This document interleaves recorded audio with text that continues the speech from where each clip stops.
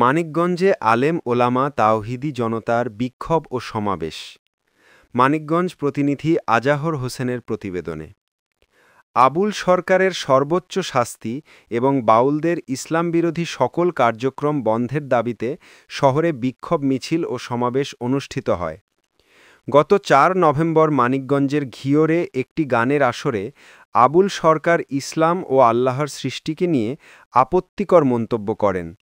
তার সেসব বক্তব্য সামাজিক যোগাযোগ মাধ্যমে ছড়িয়ে পড়লে সমালোচনা ও প্রতিবাদের ঝড় ওঠে।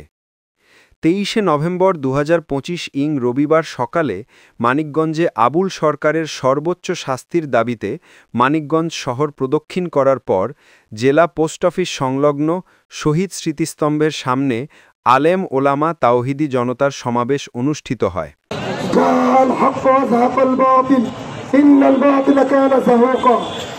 সত্যের বিজয় চিরসত্য।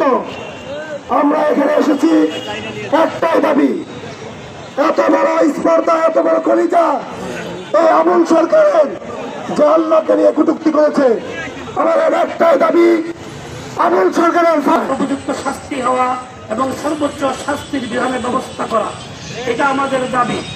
আমরা যদি যথানিয়মে এই দাবিতে আন্দোলন করে যাই, ইনশাআল্লাহ তাআলা প্রশাসন আমাদের এই দাবির সাথে একমত হবেন বলে আমরা আশা করতেছি। বয়াতিরা যে গান গায়, এটা কি এই 25 সালে শুধু গান গায় নাকি আরো শত বছর ধরে গান গাইতেছে?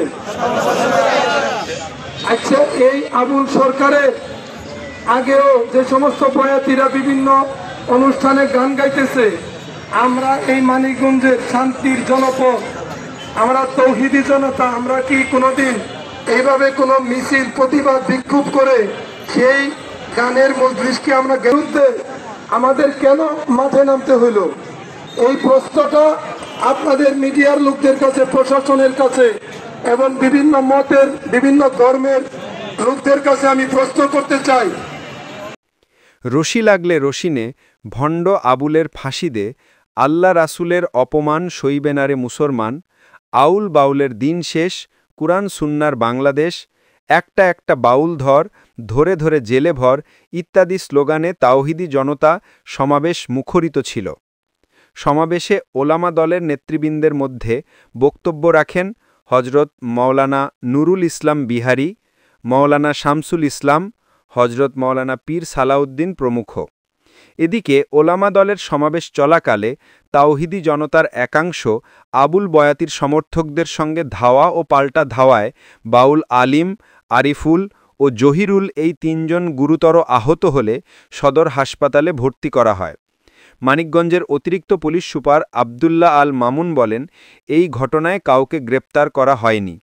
এই ঘটনার আগে প্রশাসনের পক্ষ থেকে তাওহিদির জনতার সমাবেশে থেকে তাদেরকে শান্ত থাকার জন্য আহ্বান জানানো হয়।